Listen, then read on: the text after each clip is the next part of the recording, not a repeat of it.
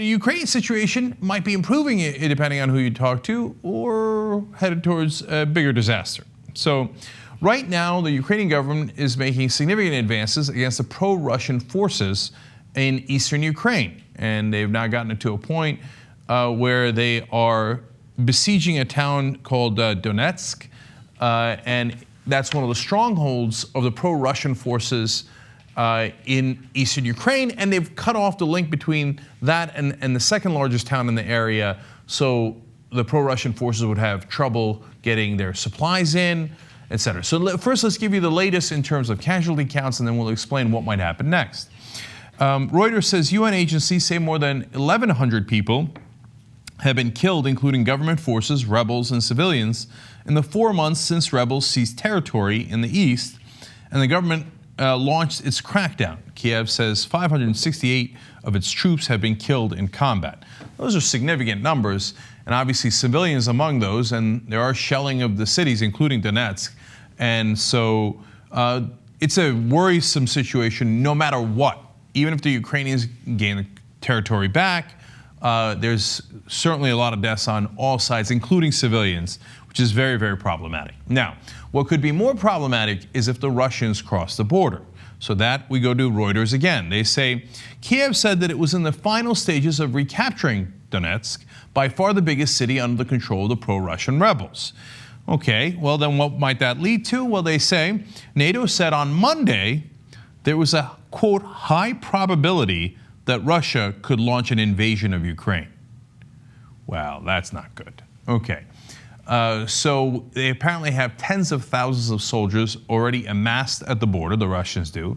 They have ended their war games there, which you could take as a positive sign that they're not practicing anymore, or you could take it as a negative sign, they're done practicing, now they're ready for the real deal. We see the Russians developing the narrative and the pretext for such an operation under the guise of a humanitarian operation, and we see a military buildup that could be used to conduct such illegal military operations in Ukraine. Okay, now that's his opinion, but he is the UN NATO Secretary General, so that was very relevant, obviously. NATO is our alliance in the region, and they are very concerned about what Russia might do. Now, there's some facts to the contrary to that, but now more from Reuters. Pro-Russian rebels are fighting for control of 2 provinces under the banner of, quote, New Russia, a term Putin has used for southern and eastern Ukraine, where Russian is spoken. So now, if they're calling it New Russia, and they have amassed the troops on the border, and they have already brought in a lot of weaponry, which has caused them actually significant problems, because yes, they used the weaponry in the beginning to take some of these towns, but then it is believed that the Russians brought in the artillery that took down the Malaysian airline. So that has not done them any good. It's not done anybody any good, obviously civilians on the plane, and the reaction that it has caused might actually cause Russia not to invade. That's the interesting part. So on the other hand, they also explained that when the Russian citizen leading the rebellion in Donetsk abruptly stepped down in favor of a local man, Zakharchenko, last week, many read that as a sign of potential de-escalation. Kiev said that it could contemplate negotiations with locals, but would never talk to foreigners it calls international terrorists. So the fact that the Russians are now withdrawing their leadership from the pro-Russian forces and putting in Ukrainians there, well, it indicates 2 things. Was this a Russian-led effort in the first place? Of course it was. That's why they had Russian citizens leading the fight. Okay, the fact that they have withdrawn those Russian citizens, it could be a PR move, or on the other hand, what it could do is be a way forward to negotiations, saying, oh, it's not Russians anyway. Ukrainians, I mean, talk amongst yourselves. Let's figure out a way to settle this. So why would they go in that direction? Well, that brings us back to the Malaysian airliner. Reuters explains, Western countries have imposed sanctions on Moscow, which, though initially mild, were tightened substantially after the downing of the Malaysian airliner. Aha, there we go. Now that we get closer to what is actually happening. So now it's, in my mind at this point, honestly, a 50-50 proposition as to which way they're going to go. I believe, and I said this in the past, that Putin was ready to take some portions of eastern Ukraine and that he wasn't going to stop. And he had shown every indication of that, bringing in the Russian leadership there, bringing in the Russian weapons there, and obviously coordinating the fight to take eastern Ukraine. And now he's got the army on the border ready to physically do that. On the other hand, the sanctions have hurt. And if you can hurt the oligarchs in Russia, they will then go to Putin and say, "Niet, these sanctions are actually costing us millions of dollars, perhaps tens of millions of dollars, perhaps eventually more. Maybe we should reconsider taking eastern Ukraine." That's why I was in favor of sanctions all along here. Sanctions don't work when you have a dictator like Saddam Hussein, because he's never going to get hurt by the sanctions. Same in North Korea.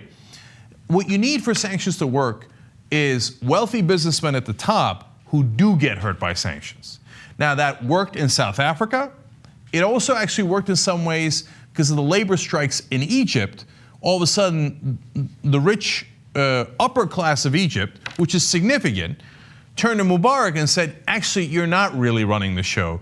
Us lords, if you will, overall are running the show. We're going to need you to step down. In Russia, it's more similar to South Africa and Egypt than it is North Korea and Iraq. Putin might appear dictatorial at times, but he does share power with a class of incredibly rich people in Russia who are affected by the sanctions. So now the Malaysian airliner going down is a terrible tragedy. It might ironically have saved lives if it convinces Putin to not go into eastern Ukraine because of all the sanctions that resulted from that Malaysian airliner disaster. So we don't know yet which way it's going to go, but there's no question that the pro-Russian forces are now losing in eastern Ukraine. There are Russian forces at the border ready to go, and the sanctions are hurting. So which way are they going to go? Only one way to find out, and keep watching. And right now, I don't think anyone knows. NATO can say the probability is high that they'll invade, but it's unclear. And so now what you're looking at here are the Ukrainian forces fighting the Russians. And obviously, as you can tell from the footage, let alone the descriptions we've been giving you, the fighting is significant. And this fighting, it appears to be headed in Ukraine's direction. And the one way to turn it around, as Russia knows, is to bring in the Russian troops. That, of course, will bring further sanctions, further violence, further casualties. We hope that they don't go in that direction. We hope the sanctions work for everybody involved, both the Ukrainian forces and civilians, and also for the Russian forces and Russian and pro-Russian civilians. Because if the Russian forces come in, either way, there will definitely be far more blood in the streets. So in the midst of this mess in Ukraine, there is one bright, shining spot. Steven Seagal had a concert in Crimea with his blues band. Great. Let's take a quick look. Well, she could talk to my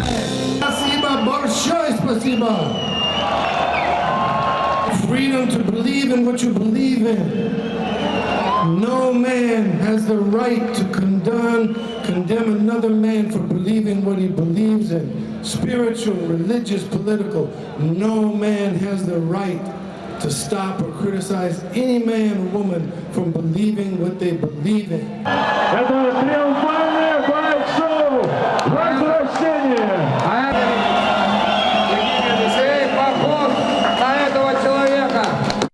Yeah, it looks great. That was, by the way, a concert put on by a motorcycle gang of Russian nationalists. Just the kind of place I'd want to be. And yes, that was Seagal holding up a shirt with a picture of his buddy, Vladimir Putin, on it, who's huge on letting people be whatever they want to be. I mean, that guy's all about freedom. Steven Seagal is an enormous goofball. And I'm glad that he has lifted the spirits of the motorcycle gangs all across Crimea.